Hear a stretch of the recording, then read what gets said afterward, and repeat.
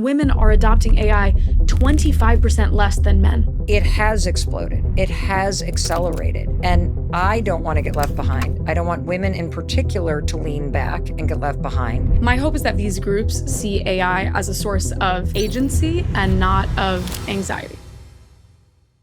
Let's start at the beginning. What is AI? AI at its core is just a system attempting to do a human-like thing. That could be as crazy as self-driving cars, your Roomba in your house. AI is actually so much more than everything that we've seen in the last couple of years. These systems are so accessible. We have never had tech be as accessible as it is today. Every single job that we already have out there, marketing manager, legal, finance, will be AI supported. And you'll have a switch in the types of things that you are doing. Maybe instead of saying AI is coming for my job, the reframe is AI is a part of my job. And if you're worried about it, don't sit back. If you're worried about it, this is when you lean in. People that take advantage of it now are going to gain this velocity that is going to be really hard to catch up on in the next 2 years. If you have not been using AI, use it. Not because I'm telling you you have to use it every single day or else, the world will explode, but I'm saying I want your voice in the conversation. Allie Miller, welcome to the Mel Robbins podcast. Thank you for having me. I am really excited to talk to you because I know this is going to be a conversation where I selfishly am going to learn so much. This is a topic I've been dying to have an expert on. I am so glad we could pull you off all the stages where you're speaking around the world and have you here in our Boston studios. I would love to start by having you tell me, how is my life going to be different if I take to heart everything that you're going to teach me today about AI and I put it to use in my day-to-day life? If you take everything that I'm about to share to heart, you are going to learn how to use AI, which is the most basic value that I could deliver to you. You are going to save time. You are going to get more support that you need in your life, in your work.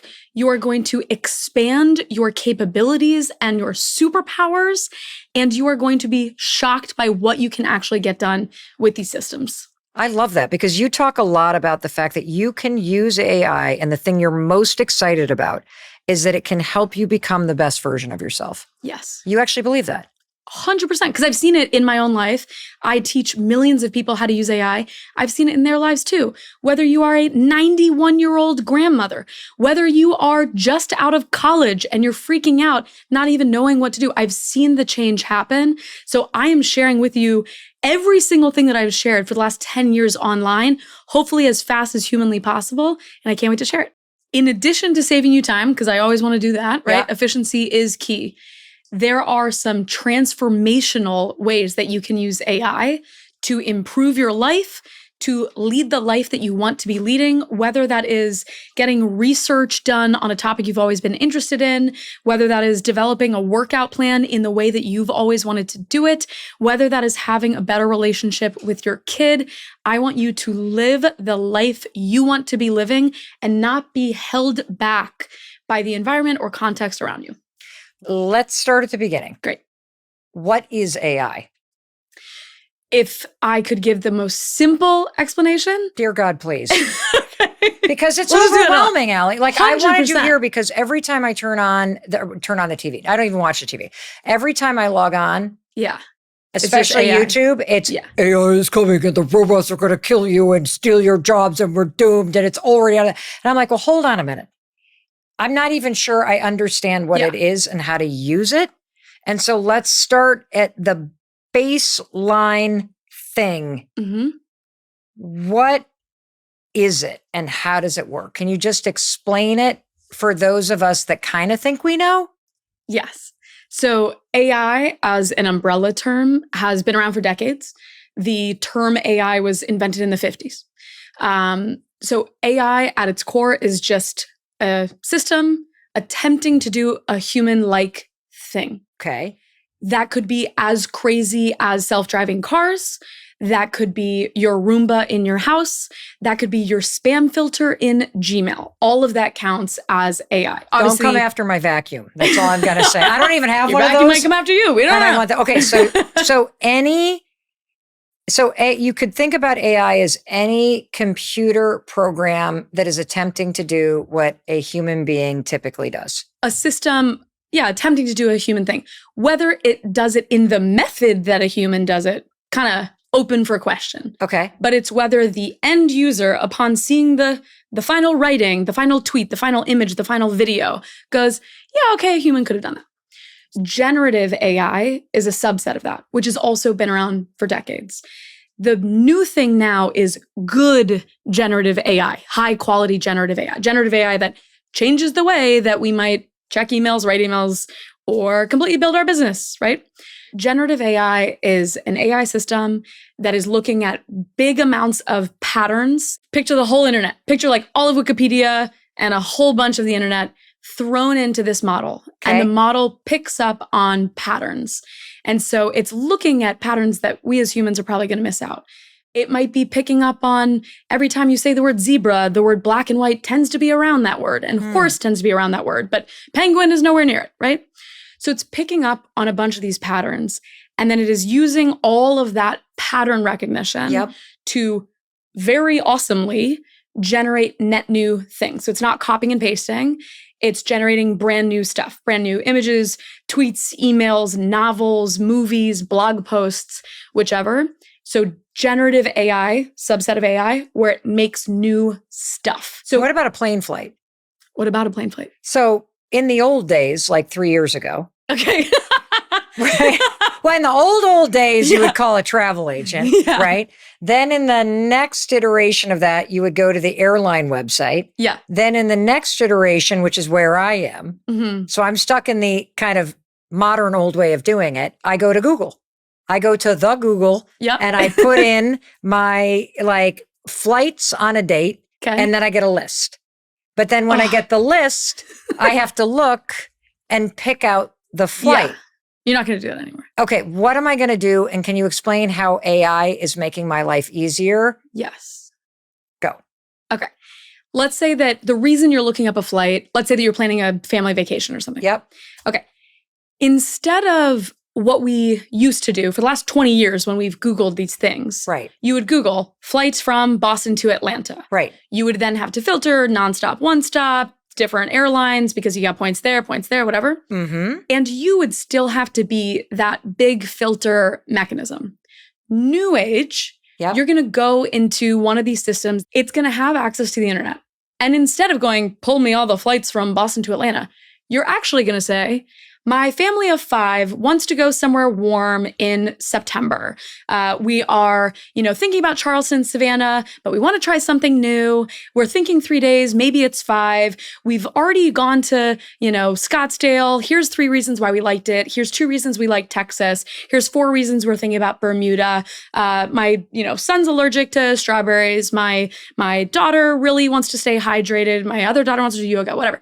You're going to be able to feed in that amount of context. And before you even decide that you wanted to pick Atlanta, it's going to act as that co-pilot because you're bringing in all that context. So in addition to it finding your flights, which again, you could totally Google that. I still Google things, to be clear.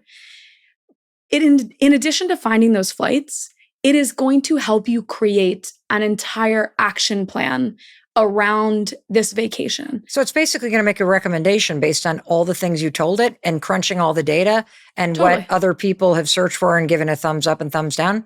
Based on not even things that people have searched for, based on just any time people have written about things that are kind of similar to Atlanta or Savannah or someplace that is totally not similar, right? A sauna, it might be some sort of relation where people go, okay, in warm places, maybe you do this hobby instead of that hobby. So that would be so helpful. It's incredibly helpful. And what I think a lot of people miss is that these systems can add so much more action into your life. It also immediately made me feel, as a mom, because you're managing so many different variables on anything that you're actually searching for, that being able to turn all of those concerns and variables and but this, but that, but this person's going, what are the right flights to get us to the same airport or train station at roughly the same time, I felt like a giant exhale. And one of the reasons why I was so excited to talk to you is It's already here. We use it in just about every aspect of the way that we work at the Mel Robbins podcast and 143 Studios. And I have not started using it in my day-to-day life. Okay. And it is kind of everywhere. And Yeah. I noticed that, and maybe you notice as you're listening to Allie or watching this right now, that your phone needs more updates than ever because every app is having an update because it's got AI in it. And so it's already here. And so I was excited to talk to you because it has exploded. It has accelerated. And I don't want to get left behind. I don't want women in particular to lean back and get left behind. And I'd love to hear, what is the takeaway for someone listening to this conversation about the opportunity that is available to you if you lean into utilizing the power of this in your day-to-day life? I like to think of it in a couple different categories.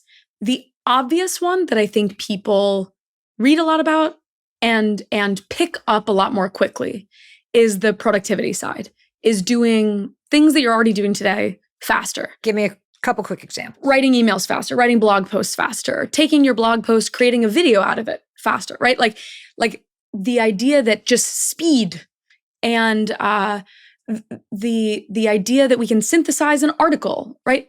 All of that is things that you would already be doing. You'd already read the article, but it's able to do it a lot more quickly. Okay. And at a bigger scale as well, right? I can synthesize 10,000 pages in a paragraph in like a minute. That is the category of doing things faster. Second category is doing things better. And this is what everyone is missing out on, which is, yes, I could use it to cheat on my college essay. You're not recommending that. I am never going to recommend that.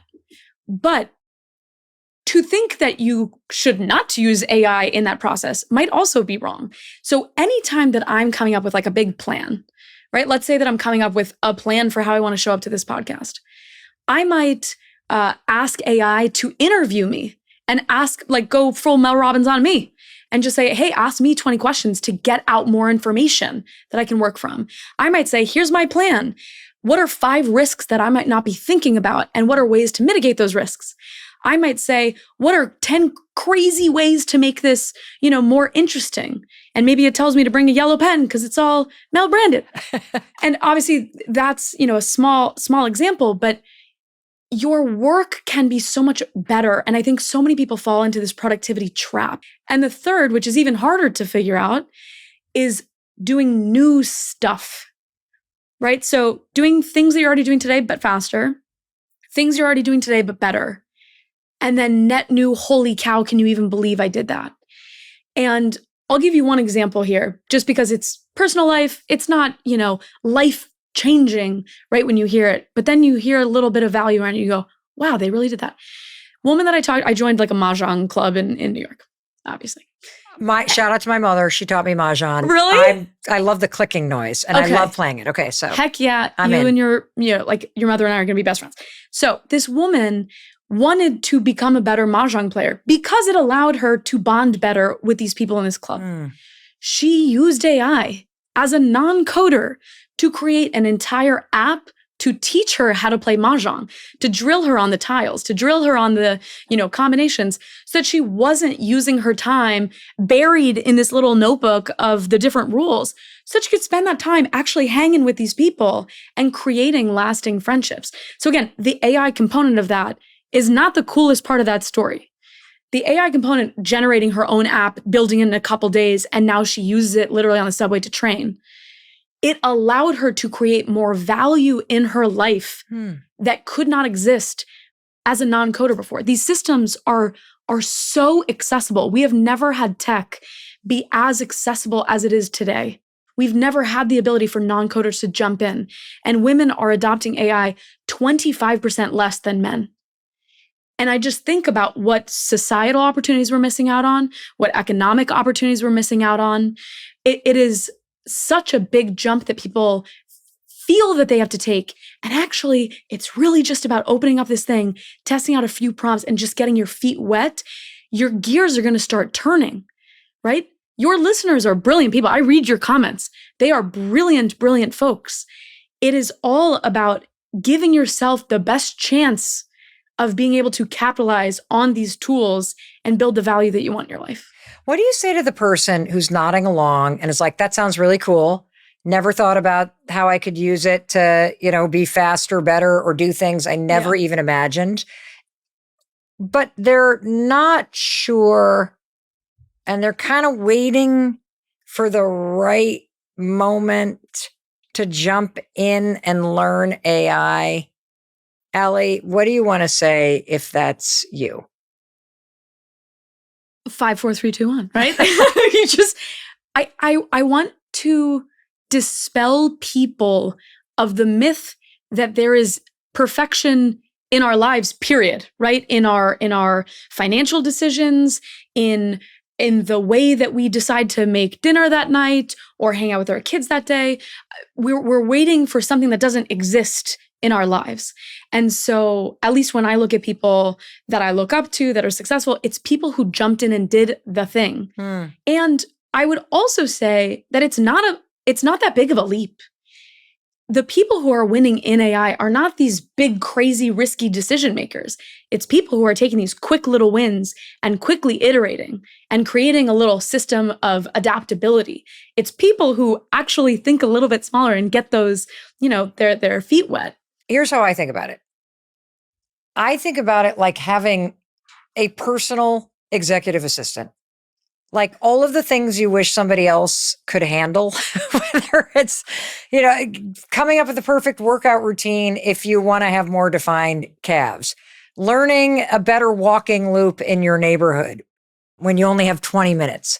I just feel like there's so many ways you could use it that I personally have only just scratched the surface. I think there's like 4 interaction modes that I think about. And again, most people are stuck at step 1. And so for the person listening, please do something to try one of these 3 others. Okay. Number 1, microtasker. That's like the make a meal plan for these 20 people that are going out to dinner. 2 people are gluten-free. 1 person only likes ham, whatever. And you're going to be able to very quickly do that. That might also be the flight search example. Number 2 is as a real-time companion. Okay, what does that mean? You can just pull up these systems and be in a live video chat. And so as an example— Why would you want to do that?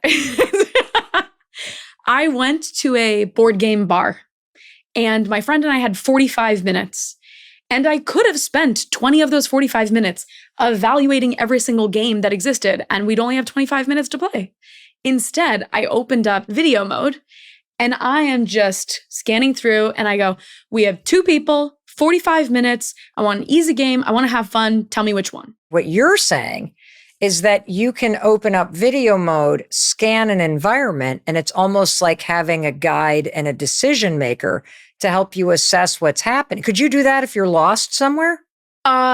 It's scary good at picking up on like locations, especially if you're in something recognizable. If you're in the middle of nowhere and you're using Google because it has Google Maps tapped in, it might be pretty good. In general, I wouldn't trust it for being lost. I would just open up Waze or Google Maps or something. Gotcha. I understand. This is like, I think a lot of us have discovered the ability to take a photo and then search what's in the photo by putting it in a search engine. Sure. You're basically saying there's a second step where you can use the video scanning or like open up the video. I didn't even know this existed. Oh, yeah. So already I'm like, you can do that? So many people have ADHD. My willingness to get something done goes crazy high when I know that I'm not alone in that task, whatever it is. So I have been in a live video stream with AI where I'm screen sharing what is on my screen. And I am navigating Etsy to pick out like the perfect gift, right? And I'm just having a chat back and forth, but it's like being in a Google Meet with an AI that can see everything that you see. So it's literally the same as you typing in the meal plan that you want, but instead this is like open up your fridge and scan it with the video AI mode and go tell me what I can make with this. I have an I needed this NFT 20 tag? years ago. We've got you, Mel. How do I turn this on? Like, this is the level at which I'm at. So I'll give you one example. I am a terrible cook. Okay. Everyone that knows me knows this. But my sister told me that cooking is just chopping things up and heating things up. And so I'm trying to get better at this. But the recipes part eludes me. And I take a photo of my fridge, a photo of my pantry, and I hit enter. And it tells me exactly what I can make. It gives me a couple recipes that are that have ingredients that are missing. And it tells me the exact grocery shopping list that if I go to Trader Joe's, I can grab. So that is something that has saved me literal hours. And money. And money. And food that didn't go to waste. 100%. I'm no longer that person. And emotions that I feel because I feel like a bad person for wasting the food. When and you then I throw feel out like the an idiot spinach. for not being organized enough. I live in New York, so this is a lot easier for me to do. I'll walk down the street and have an entire conversation with an AI system. I will talk through a problem just to be like, devil's advocate, am I the asshole? Right? And I will just talk through this idea as if I'm on the phone call with someone. Wow. I can do this at 2:00 in the morning. What's the third interaction type? So if you've got the prompting, now we have sort of the live Real video time. voice thing, real time, Yeah. acting like an assistant, like helping you out here. Okay, what's the third? Two others, you've got delegate, which is really happening right now where you can give AI a 20-minute task and it'll come back to you with an answer. So you might say, let's say that you're a teacher and you really want to come up with a new lesson plan for chemistry. You can say to any of these agent tools, you can say, I'm a teacher, I want to be able to pull off a new thing in chemistry. I can upload screenshots upon screenshots of all of the years of reviews that I've gotten from students. I can feed it all into the system and I can say, I want to come up with a new chemistry plan. Go online, find me 100 other examples and create an entire spreadsheet for me, an entire document summarizing this, and an entire pamphlet that designs the, PowerPoint around it so that I come back to it 20 minutes later and I already have this fully done report for me. Wow. So I am constantly delegating big planning tasks, particularly things that are rooted in research or data entry, because that's where AI is still really good. You know what's super exciting about that? Yeah. For anybody that has typically kind of a business or anything that it's kind of just you're a realtor or you're a teacher or you're a nurse or whatever it may be. And you're like, who do I give this to? I need a website. I don't know I don't have anybody to delegate it to. I don't have the money to do that kind of thing. You're telling us that there are tools available now for free that are your team that you can learn how to use pretty quickly that can do all of this work that for years you've had nobody there to do, whether it's social media stuff, whether it's a business plan, whether it's a website, whether it's an app, whether it's a marketing plan, whether it's analyzing what the realtor competitor that you hate is doing that you want to do, like all of it. It's like a free research assistant. And I think solopreneurs used to feel like they were deserted on an island and that no one understood them. They had no help, right? AI gives you 20% of a marketing person, 20% of a customer support person. We're still going to use amazing video editors for stuff like this podcast, right? But the average person is now able to record themselves for an hour, upload this video to a tool, and immediately get 15 clips that they can post. And those 15 clips come already pre-cut, already captioned. I know people that are taking their Instagram videos and immediately turning them into Spanish and posting those on a second channel. The reach that you can have, the impact that you can have has increased by 20%, 10x, whatever. And so many people aren't taking advantage of it because I think deep down they feel like it's wrong or it's cheating or something like that. But people that take advantage of it now are going to gain this velocity that is going to be really hard to catch up on in the next 2 years. What is the fourth interaction type? Teammate, which for folks that might be at bigger companies, for folks that are, maybe they're part of the marketing department or something. Think about, yes, you said they all have their executive assistant. What if your entire team just got a little helper? So as an example, maybe you record all of your meetings with one of these tools. Suddenly, you can have an AI system that is sending out automated reports every single Friday morning to your entire team going, what did we not do today? What's the status of this project? What's the latest? Because it's able to grab from documents, it's able to read Google Drive, it's able to look at Gmail. And so it is lifting up the tide of your entire team. What is the biggest mistake you tend to make when you start using AI, and how do you fix this mistake? I'd say the average person is not bringing in enough context. Okay. They're coming into these systems and they're going, plan me a family vacation to Greece. Right? Okay. Who's your family? What vacations have you taken before? Right? Oh. Or you're coming in and you're let's say you're building a house, right? Or you just bought a new apartment. And you come in and you just say, help me fix my apartment.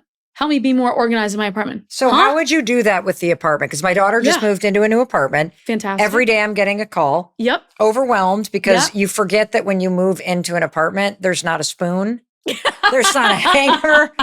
There's not a waste paper basket. Yes. And then it's overwhelming. Yes. And so how would you use it? Because you said the biggest mistake is context. So I get it with the vacation. You'd be like, my kids are these ages. This is many days. These are the dates. This is what we like to do. So the more context, the more it could help. How do you do the apartment? So apartment, let's say that you give, a photo of your apartment, the square footage, photos of your previous apartment, concerns that you had about your previous apartment. I didn't have enough storage. I didn't have enough place for my board games. I didn't get enough natural light at my desk, right? So you can share all that. You can say, and I'm also worried that someone's going to walk in and see my bed unmade, right? Boom. Think about how AI might solve that. And I'm concerned that people are going to think I don't have enough furniture, or that I have too much furniture, or that I'm going to have or how do I weird make sense it of look art. Like this is full when I only have 100%. like the money Right? for a secondhand. Or could you actually say, find me a couch? Yes. I have this much money. Yes. Scan online that has delivery. 100%. Oh my God. I went to an AI system and I said, I want to find a watch. I want to find a watch that's less than $50, AI themed. I only want it to be square or circle. I don't like anything that's rectangle. I only like black and gold. I need it to be whatever. I gave it 15 parameters and I said, go. It is working. And by the way, I can see it working the whole time. Why? Because the wheel is spinning? No, because I'm literally watching it navigate websites. Imagine that it goes into another room and it, opens up the laptop and it just works on its own. You're watching it, right? Just like an IT person would like tap into your computer. You're literally watching it navigate and scroll and click and... Wait, so is it controlling your computer? It is controlling a virtual computer that you're just watching like an observer. Are there risks to using agent mode? I mean, this sounds amazing, but I'm just... There are risks of everything. The main risk to think about would be, let's say that you're saying, I want to buy a couch. And at some point you're going to go add it to my Wayfair cart and I want to check out, right? Or I'm buying this thing from Ashley. How do I give it my credit card? Right? You're going to take over that screen. Got it. It's not looking in that moment. You type in your credit card details and you say, okay, I'm done. And the AI model goes, sure. And you go, yeah, I'm done. And then you come back in and you keep going. So anytime you're logging in, anytime you're giving financial details, that's going to be an extra layer of concern. But these systems are not tracking that remote control. That is so cool. I don't want to talk to you anymore. I want to go try this. We can spin up the laptop right here. I love this stuff. It's pretty incredible. As somebody who's advised top companies and even governments on how to use AI, what is one simple trick that everybody misses that would instantly save time for you if you try this, and it would save time every day? Can I give you two? One that is very easy, one that's five. Weird. Yes, go for it. Okay. The one that is very easy that everyone can start with is having AI interview you, right? Coming to it with a problem and just saying, I need to redesign my apartment. I need to come up with a plan on how to keep my mother entertained when she visits, right? You come to it with a problem and then you, instead of coming with this whole long prompt, you can say, I don't really know how to solve this problem. Help me help you. Ask me 5, 10, 20 questions. And then you're going to turn on dictation and you're just going to talk and complain and ramble. And you're going to say, I'm thinking about this. I'm worried about this. I tried this. This didn't work. Here are 5 things that I know I'm good at, 5 things I think I'm bad at, 3 ways that my boss is yelling at me, 2 people that I want to hire, whatever sort of context you need to bring in. Ramble, ramble, ramble, enter. I do this when I'm at the hair salon. Right? I just have it ask me questions. And while I'm sitting there with the dye on my head, I just whisper to it for 20 minutes. And I'm able to get 4 hours work done in 20 minutes. That is a crazy easy one, right? Go Mel Robbins mode. Go Barbara Walters mode. Ask for AI to interview you. Well, what's interesting about it is, first of all, you keep reminding us the amount of context you give it is critical and is directly related to the value of the information you're going to get back. The second thing is that what you're doing when you take the time to think through scenarios and you take the time to get really present to either the thing that you're worried about or the thing you really want to achieve, and then you utilize a tool like this to make yourself smarter and more effective, is you're just using all of the foundational psychological principles called if-then planning. You are using all of the things that human beings have done forever. You're just utilizing a data set to help you do it faster and better. And then that makes you more confident and more equipped to go into your real life and follow the advice that feels right for you. It's like practicing. It is a brilliant view into this space because so many people look at it as faster Google when it's actually a prosthesis for reinvention, right? There is so much you can do with it that just searching faster almost feels limiting. I have this Post-it on my desk that says, use AI to become the person you want to be. And it helps me get out of that productivity trap where, again, I'm just using it to write emails faster, or I'm just using it to find information. It reminds me that the real challenge of these systems is, wait a second, how can I take all the excuses that I've had over the last, I'm not going to say how old I am, but how can I take all the excuses and get rid of those excuses, right? If I had this when I was starting my business and I could go to it and say, how do I start an LLC? What are the big concerns when I'm picking a lawyer? How do I pick a good accountant? What are 20 questions to ask my first hire? I would have been in such a better spot. And so again, it's using AI to become that person that you want to be, not over relying on it, not misusing and abusing it, not lazily offloading to it, but using it as that method for reinvention, tool for reinvention. What if I work for an employer who isn't using AI? Prepare to quit. Like, we are 3 years into the AI revolution. And if your employer is actively banning this technology and in 3 years has not yet carved out a safe, responsible AI policy that allows them to use it in the work, you are at a massive disadvantage for your work, your life, your career. You're going to be less hireable in your next couple roles. Maybe if you're in manufacturing or plumbing or HVAC or something, it's fine. I'm talking about the knowledge workers who could be leveraging this. Your company, whether they're doing it intentionally or not, they are putting you at a massive disadvantage for the next several years of your career. For that person, I would say, learn AI. Raise your hand, try and have AI, be at that company and say, can I lead it? Can I take on the first project? Right? That's an opportunity to be a big leader in your org. If you are met with no, and they say, I don't want to use the tool, I don't trust it, you can't take on that project, leave your company. And I know that sounds like a privileged statement, and it is to a certain degree. You need to make a plan to do that, even if it means leaving and working for yourself. And being a coach that uses AI, that is able to be more efficient and is able to have more clients that they can help. But we're 3 years into this. A year into it, I wouldn't have said that. 3 years into it, I'm saying it. Okay, we hear the call. We need to leave. Now I'm looking for a job. What is the best way to use AI to help me find a job that I love? Number one is I would describe to AI what you have done in the past and talk through all of your previous roles. Describe the tasks that you took on and very specifically the tasks you liked and didn't like. I don't care if you've been a accountant for the last 9 years. Maybe you don't want to be an accountant anymore, right?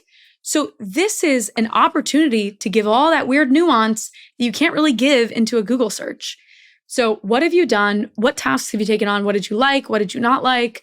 What were the concerns you had at previous places? What types of companies do you enjoy? Big companies, small companies. What entices you about, going into the office every 5 days, going to the office 5 days a week, working from home the whole time, remote and you get to fly to Italy once a month, or never traveling because you're afraid of planes, whatever the thing is. You want to add in all that context. And then you're going to say, give me 3 jobs that I am a, perfect fit for. Give me 5 jobs that you think I could be a fit for if I just told the right story. Give me 5 jobs that I could be a perfect fit for if I just took a couple, courses, Google courses, Microsoft, LinkedIn, whatever courses. And give me 5 jobs that you think that I really, really want to reach for, but would be absolutely nuts if I went for it and would take me a year to make that pivot into, right? And maybe that's going to tell you to go to a big boot camp or get your master's in some degree. That is the type of action plan that you can get with AI. Once you get that back, you're going to then say, great, here's my resume. What are 20 changes I should make? What are 13 ways that I'm missing out on making this the perfect resume? Go out and find 150 examples of great resumes. Go and find 20 blog posts from Google, Microsoft, or from KPMG or BCG, wherever you want to get hired, and have those blogs synthesized. Give me 5 best practices and give me exactly how I should edit my resume. Great. Now you have an updated resume. Now you have a, stronger action plan. Even the way you're going to do the writing and the outreach is going to be AI supported, is going to be AI first, right? How can I make a splash and work for you, Mel? Maybe it's going to tell me to show up at your offices and sing a telegram, right? Like, we don't really know, but you can ask for ways to stand out. You can ask for ways to pitch yourself. You can ask for ways to create your narrative. And even when you're in the interview, what are 20 questions I can ask this person to stand out? Every little part of that job search process can be AI first. And then, of course, being someone that knows how to use AI is going to make your resume that much stronger. Sitting here listening now, I'm going, now I know I'm not getting hired by anybody because I'm not doing any of those things. But seriously, though, isn't it also important? Because doing all that optimizes your resume to be scanned by AI. Yeah, there's this weird AI eating AI moment that, even when we're shopping for things online, if I have an AI agent shop for me and the car brand that I'm trying to buy from has an AI agent answering all of its sales questions, what are we doing? It's 2 AI agents acting as proxies for these people talking to one another. So it can feel very weird when you are creating things with AI that is then read by an AI. What I also want to advocate for is there are so many ways to stand out that have nothing to do with tech and online application, whatever. You could, have AI help coach you through how to ask a common friend for an introduction. A lot of people feel very uncomfortable around that. Have it coach you through that moment of discomfort so you can push back, right?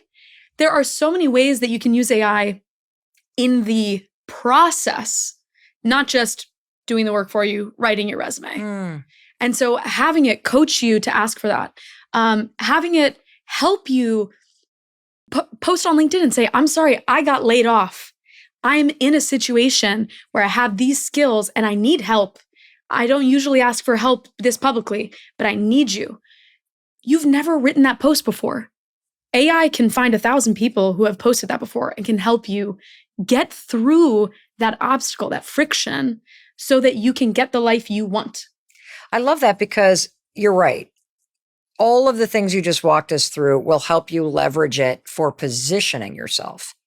But you keep reminding us that AI can also be this coach almost that can help you do the preparation, figure out how to have the conversation, practice the interview so that you're preparing so that when the real life stuff happens, you've actually prepared. Yeah. Like using it that way is almost more important because you're not hiding behind it. You're using it to help you be more of yourself and to be a better communicator and be more effective. Yes. I think there's a lot of online discourse that AI is ruining our authenticity. When there are some people that could lean into using AI and actually help you live a more authentic life. I'm a weirdo in my life. Like I organized this like big dumpling taste test from my friends. I had a friend who's a violinist come play, and all of us laid down on the ground and just stared up at like fake stars that I put up on the ceiling. Like using AI to come up with like weird whimsy ideas, because Google is not going to be able to do that.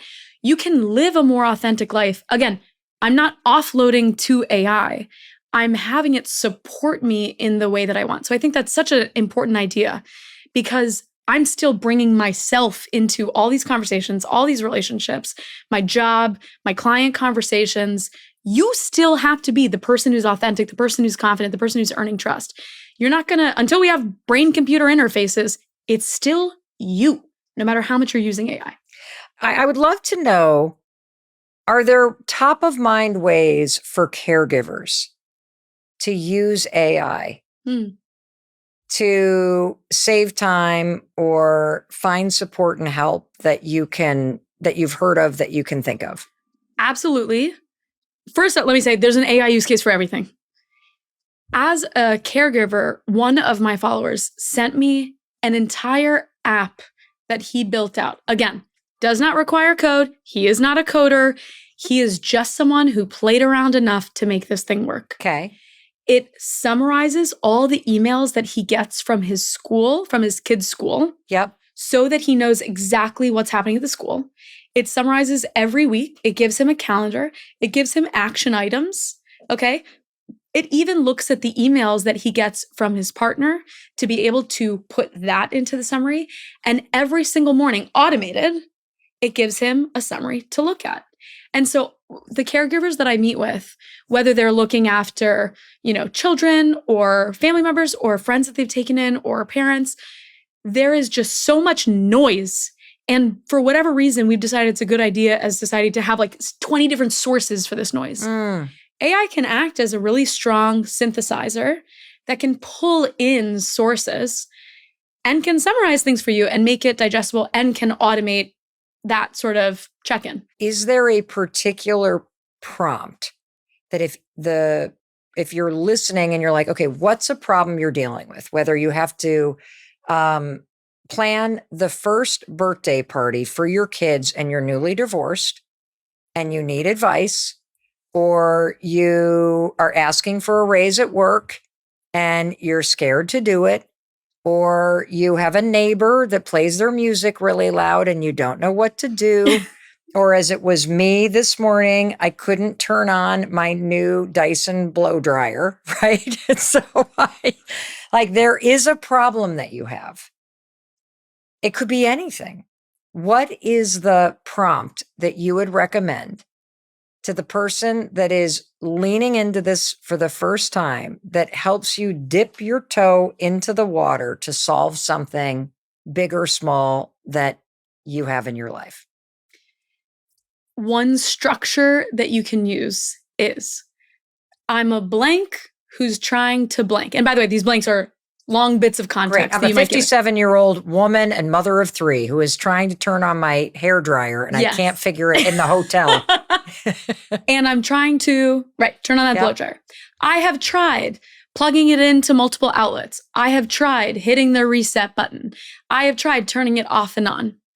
I am nervous that I'm going to electrocute myself. Okay. I have double checked the manual, right? You can give it things that you've tried before, things that you want to do, things that you're worried about. Yep. Things that you might want to get done. Really, all I want to do is curl my hair, right? And then you can say, not just what's the answer, right? And maybe blow dryer is one where you just might say, what's the answer? Right. But if it's something more complicated, you're not just going to say, what's the answer? You're going to ask for tons of options for answers. Got it. And then you will also ask the AI to rank and score the answers.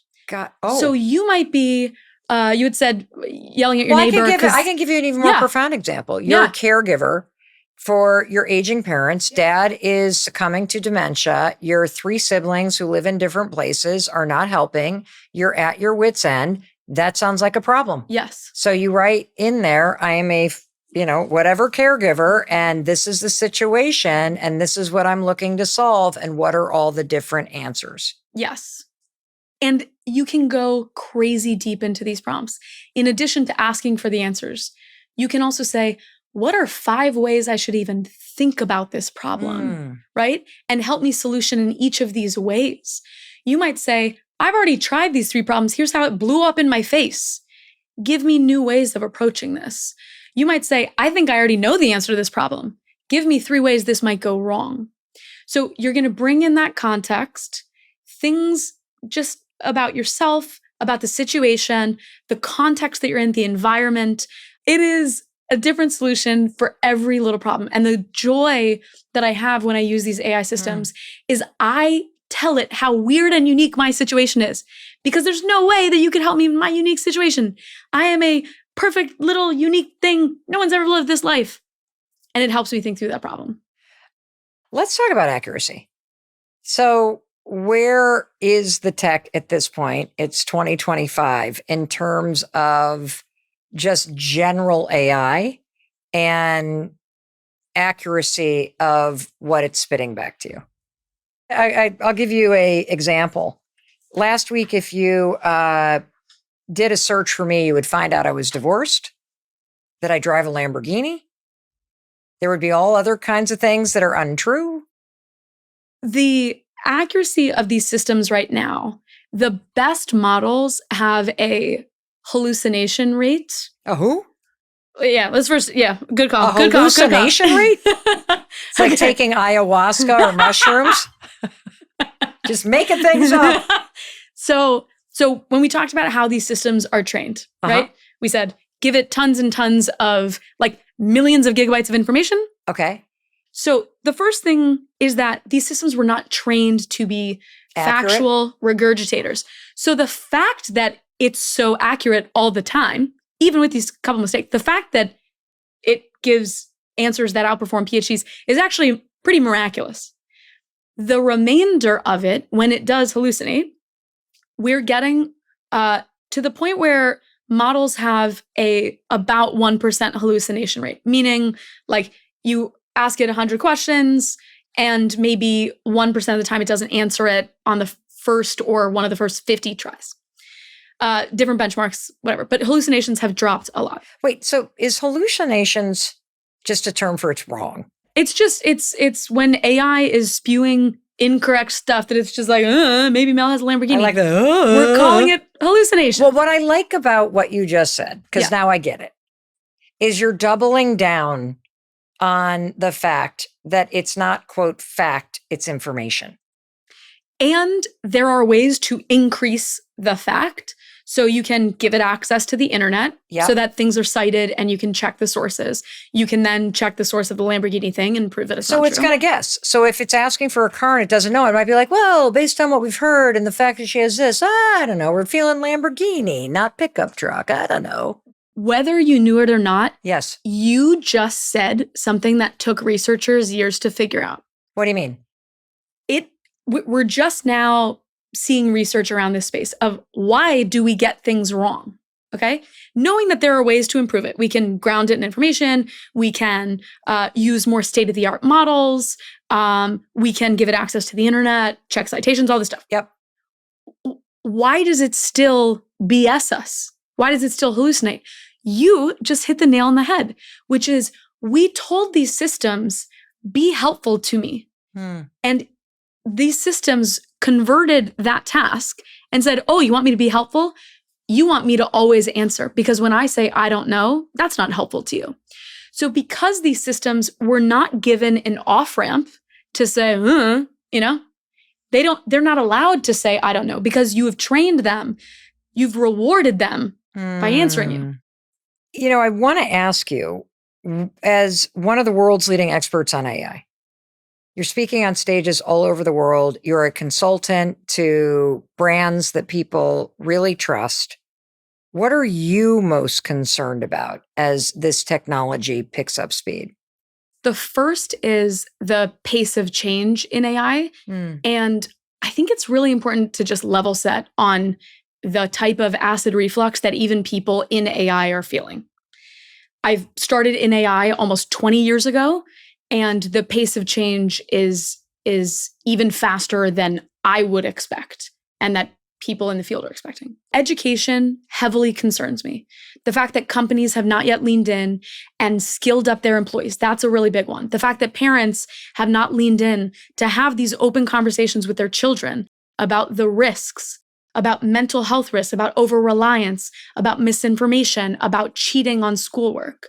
I want more real talk happening in homes, in schools, in work, on the subway. I want that. I think there are also very real concerns about data privacy and data use. I think there are very real concerns about the environment and how much energy or water usage these models or full systems are using. And just if you're not tracking with that, it's because they have to be powered by something, which Everything means is these powered by huge something. cloud and server farms are powered by something. Creating the ice that is in this water. Yeah, it doesn't live in the air. It's actually on a computer server somewhere. Yeah. So we call it the cloud, but really that means a data center in the in middle Arizona. of yes, exactly. And so these concerns are very, very real. There are some stats that have been shared by these companies. And I think one is by leaning into these systems and by being a user, you get to have a voice in these conversations, and you get to be a voice and say, I've used it, and here's what I've seen, and here's what I think is stupid, and here's what I think is great. That's true. You get to be a loud, active contributor. And again, a concern is that there are going to be some people listening to this podcast around the world who are going, I'm hesitant to use this, and their voices are going to be lost in the conversation. I'm so glad you're saying that, because I will personally say that I do fall into the camp of believing that this is the single biggest innovation, tech, human revolution that we will experience in our lifetime, that we can't even comprehend how it's going to change life for the better, and in some ways for the worst in the next 10 years, but more for the better. And I appreciate you connecting the dots and saying, this is here, it's accelerating. And if you don't understand how to use it in your day-to-day life, you don't have a voice in demanding more regulation or demanding that things get labeled as AI generated, or if we are creating tools that can create things, then we should be creating tools that can also police things. And so I really see the connection there. And if you're worried about it, don't sit back. If you're worried about it, this is when you lean in. I am also in the camp that some of these concerns are made a little bit more dramatic than they actually are. And that demanding more transparency and documentation from these providers has been very fruitful in shedding more light on that. Video streaming for an hour versus AI chat for an hour. You want to guess the energy consumption, the comparison? Zero idea. I'll be honest with you. Yeah. I don't even think about this. Yeah. Because I'm thinking it's coming from my job. Right. I'm not even thinking about the larger implications of this. There are two things that are true at the same time. It is absolutely a concern. We should be voicing our concern for it. We should be asking for more transparency and documentation from these players, from these builders. And it is not as dramatic as people make it out to be. We can compare it to video streaming. Video streaming uses over 4x the energy of AI chat for the exact same amount of time. So, using Netflix less and chatting with AI, that might actually be a trade-off that's good. What do you want to say to somebody, Allie, about the fear that AI is coming from my job? I think we will have job loss because of AI. We need to be very, very honest about that. And I don't know at what scale, and I don't know on what timeline, but I feel strongly that I should say that out loud to be a responsible citizen. The second is that every single job that we already have out there, marketing manager, legal, finance, will be AI supported. And you'll have a switch in the types of things that you are doing. And so maybe if you are a marketing manager, let's say, and right now you are writing a lot of copy, you are constantly going back and forth and checking on stats, you might have an AI that is literally just constantly checking your metrics for you and flagging when things are out of sorts and offering 20 potential solutions that you could pick one of, or you could say, I know my business better than you, I'm gonna pick the 21st. So the job of each person is gonna shift, right? Even in legal. I know people who are using it to do contract comparisons or clause like risk analysis. Hey, and this, by the way, as a solopreneur, I do this too. Well, maybe instead of saying AI is coming for my job, the reframe is AI is a part of my job. AI will be a part of everyone's job. AI is coming for some jobs, and there will be new jobs because of AI. Can you unpack why women are slower to adopt AI than men? I think a lot of people in AI are men. And so when you're looking at people talking about it, it's going to be largely men. And so there's going to be a little bit more of like, that future's not for me. That's the, tech bros or whatever. So one is just that they don't see people like them. That is one reason why I spend every waking minute trying to share more information and make this world more accessible, and why I've educated millions on this space. So one is this future for me? That also means that the use cases that are shared might also not be as relevant. Like women more often are taking on care for others, care for their children, care for, aging parents, teachers. And so those stories are just told less. And so we get into this toxic flywheel of those stories not being told. We also maybe have but again, it's anecdotal, but when I speak at conferences, I am more often asked about data privacy and environmental concerns from women. And again, I want to give a path forward to those folks that feel that hesitancy. And there is a very fast way of finding action there. I'm going to give this as a tip, okay? I want everyone who feels this way about AI, that you're worried about data privacy or you're worried about maybe environmental usage, you can download an open source small model and you can run it on your computer. It will never go into the cloud. It will only live on your laptop. The only electricity that is used is downloading it and the energy that your laptop needs. It's a smaller model, so it's also going to have a smaller footprint. I am able to use AI in the skies with no internet access because of this local deployment. So that is a path. If you are still hesitant, please try out small local models. You can do it in less than 5 minutes. Allie, one thing that I saw a couple months ago was kind of the first, it wasn't really a study. You probably know more about this. It was done here in Boston at MIT. And it was the first look at cognitive decline of people using AI. And the results were alarming. Like there was a significant decline in people's brain power. That's not the scientific term, which basically in my layman terms, I read that and was like, oh my God, people are getting stupider using this. Their brains are rotting.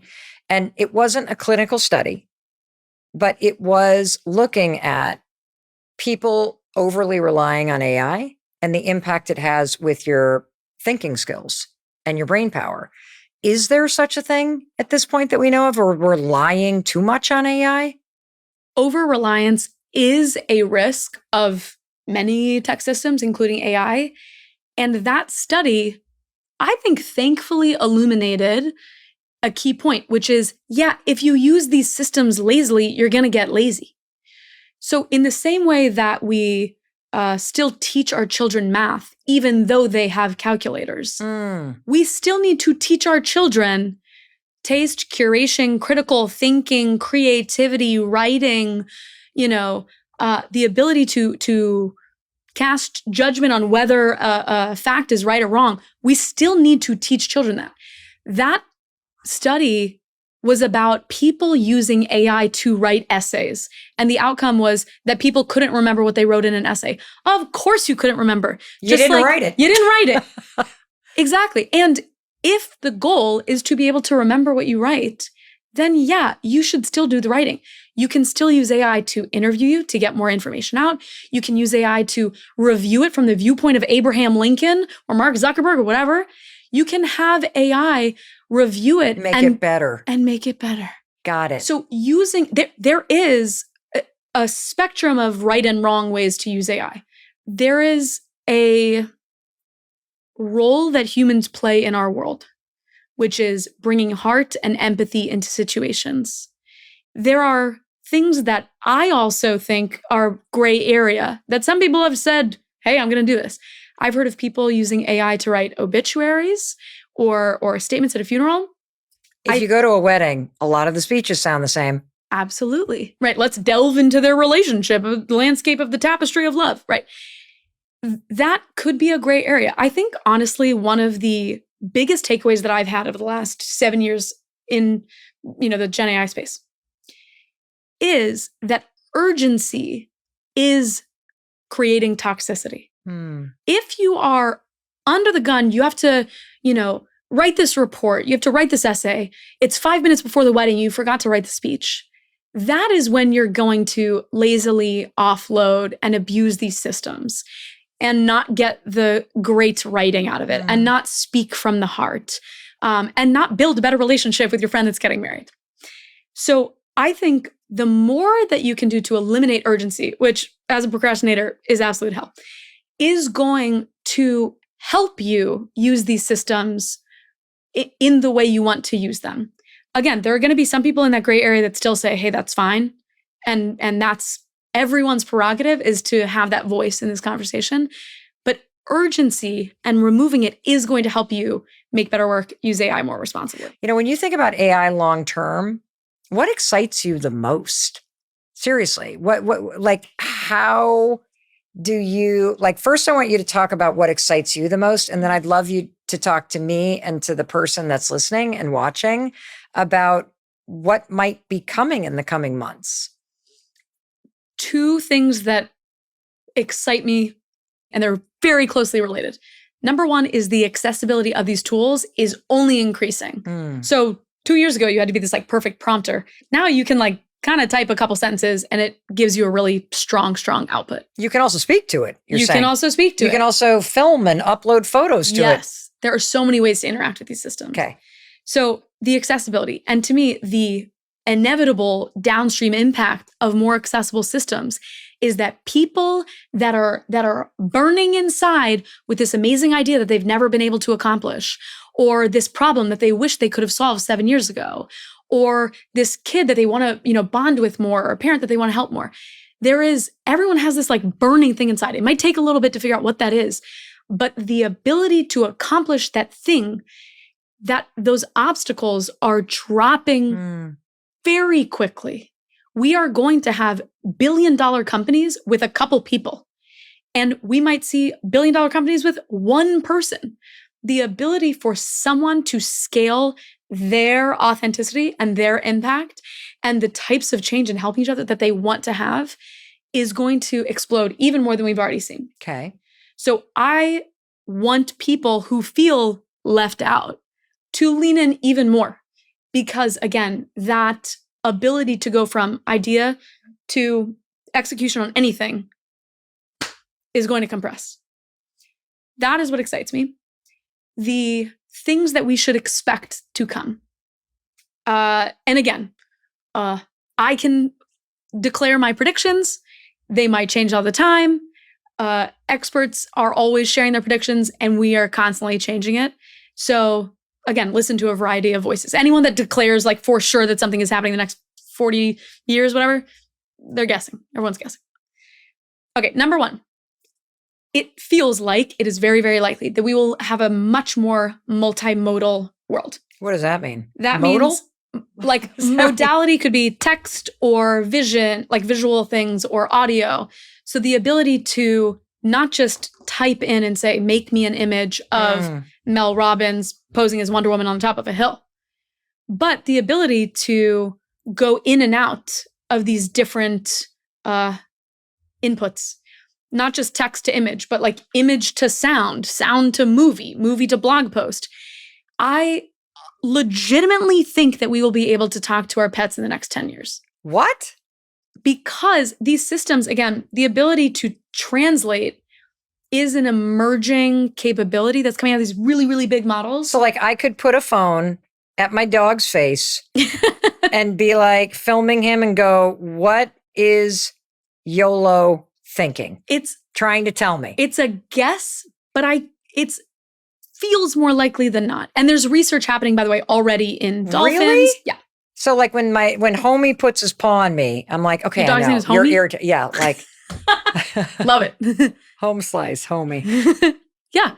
It's again multimodal. You could view it as, yeah, it's easier to put in information and easier to get out information. But that also means that if you want to learn quantum computing and you really like podcasts or you really like video, maybe instead of reading a 700-page book that is really scientific and dense, you could say, hey, can you make me a 25-page PowerPoint? Well, I'll tell you what I'm excited about. I'm really excited about the fact that so many people, and I know that I have absolutely felt this way in my life, feel alone. And you feel like it's all on you. And the way that you've explained what is already available right now, that is there for free, to act as a extension or a team member or a thing that you can delegate a task to that then expands your time, expands your capacity, awakens you to options, helps you create a plan, saves you time. You're not actually alone anymore. Can I also just... Yeah. 100% yes. There are going to be people who just heard you get it, and they're going to go, well, now there's too many options. And how on earth am I supposed to change my whole life when all I see is a blank page? Right. So I just want to also tell the person listening, it's okay if you don't have that moment of reinvention for the first couple weeks you're using it. Like, give yourself the space to fail, to be weird with it, to ask new questions, to try and break it. And it's okay to delay that light bulb moment. Don't punish yourself if you don't have that early on. That's so normal. And I don't want that person to feel like they are behind in any way, because in fact, they're quite ahead if they're willing to do this. Well, the fact that you've just spent all this time listening to or watching this means you're Oh ahead. My God. Very much so. Yes. On that note, if I were to take one action, I mean, you've told us so many exciting things, specific things to do, things you're concerned about. But if I were to just take one action, what's the most important action you should take after everything that you've taught us today? If you have not been using AI, use it. Not because I'm telling you you have to use it every single day or else, the world will explode. But I'm saying I want your voice in the conversation. And by you experimenting and seeing the strengths and weaknesses of these systems, you will be a stronger voice in the conversation. And you will be included. You will get to say, I want these systems to serve me. And right now we are missing some voices. So for those who are hesitant, use it. For those who have been using it, it is not Google. And you have to get out of that mindset. You have to treat it like this alien. You have to try and do some real-time interaction. You have to try and delegate a 20-minute task to it. You have to, try a live voice conversation. You have to get the superpowers out of it. And that means gaining more clarity, using it for more forethought, using it to 10x, maybe even when you're naming this podcast, ask AI to come up with 250 options. You're still going to be the human that curates and picks and moves things around and maybe rewrites it all. But you need to lean into the superpowers of AI, not just better browsing. One thing I'd love to have you end on is you have said repeatedly, You're excited because you can use AI to help you become the person you've always wanted to be. Can you speak directly to the person listening and tell them what that means? I'm going to give you an example from my own life. I moved to New York 3 years ago. I had just come off of a 3-year road trip. I lost everything that I owned when my apartment flooded with sewage. So I'm moving to a new city that I've never lived in, into an apartment with 0 furniture, 0 spoons, 0 lamps. I am sitting on the floor. My butt hurts because the floor is so hard. And I burst into tears while eating like Annie Ann's pretzels. And I'm talking to my therapist the next day. And I'm saying, I can't do this. I'm depressed. Even getting out of bed, I'm literally eating dinner by myself, sitting on the side of my bathtub, because that's the only thing that's elevated. She goes, wait a second, Allie, did you just say that you have an empty apartment? I was like, yeah. She goes, so you have a dance floor in New York? How many people have a dance floor in New York? I was like, say that again? And she completely flipped how I thought about this problem. Mm-hmm. And suddenly, I literally hosted a dance party in my apartment. I had friends come over. We had a YouTube video. We did Zumba stuff, acting like an idiot, right? In a dark, empty apartment. I also organized a New Year's planning session where we covered the entire floor with Post-its because I could. That gave me an idea to go to these systems and to say, here is a transformation that I've had in my life because of this woman, because of one sentence that she asked me. I need to do this on repeat. I need every single time I come to you with a problem, you're going to give me the reframe. You're going to give me another reframe. You're going to give me a motivational sentence that tells me I can absolutely accomplish this. You're going to give me action items so that I can get it done. And so I built again, zero code took 2 minutes. I built a repeatable way to go to these systems with a problem and to see it through a new light. It completely rewired my brain. I used to go to this thing multiple times a day. I haven't had to go to it in the last couple months because that's just how my brain processes bad things now. So if I am very stressed about meeting with an executive or whatever, I go to the system maybe, and I say, I'm really stressed about this meeting. And they go, you're probably stressed because you know that it's important. You have a successful career because you've been given this important meeting. Good for you for being successful. Own that success and know that with success comes stressful moments. And you got to where you are because you dealt with less stressful moments, but that bar is going to keep increasing. Good for you for already surviving everything you've gotten. That is the type of transformation that I am working with these systems on. And again, has completely rewired my brain. I now look at stressful situations as anxiety as an opportunity for reinvention. Amazing. I just want to thank you. I want to thank you for making the time to learn about this exciting tool. I mean, I realize there's so much I have to learn. So I'm so proud of you for listening to this, and I'm proud of you for watching this on YouTube. And thank you for sharing this with people in your life. We all need to lean in and learn how to use this tool that's right there that could make our lives better. And one more thing, in case no one else tells you today, I wanted to be sure to tell you as your friend that I love you and I believe in you. And I believe in your ability to create a better life. And I'll tell you something. After the conversation today, I am 1000% convinced that you can use AI as a tool to create a better life. And I hope you feel empowered to start doing so. All righty. I will see you in the very next episode. I'll be there to welcome you in the moment you hit play. Thank you for watching all the way to the end. I'm so fired up that you are here. I'm so fired up that you are sharing this with people. And I'll tell you one more thing that would make me very fired up. Hit subscribe. You know, my team just showed me this. 57% of you who watch this are not subscribed. What's up with that? Just like AI, it's free, and it's a way that you can show us the same support that we're showing you. It's also a way to make sure that you don't miss a thing here on the Mel Robbins podcast. How do you know if you're subscribed? Well, if you're not, the button's lit up. So go ahead and hit that. Thank you, thank you, thank you. Thank you for sharing this episode. Thank you for your interest in creating a better life for yourself. I love that for you.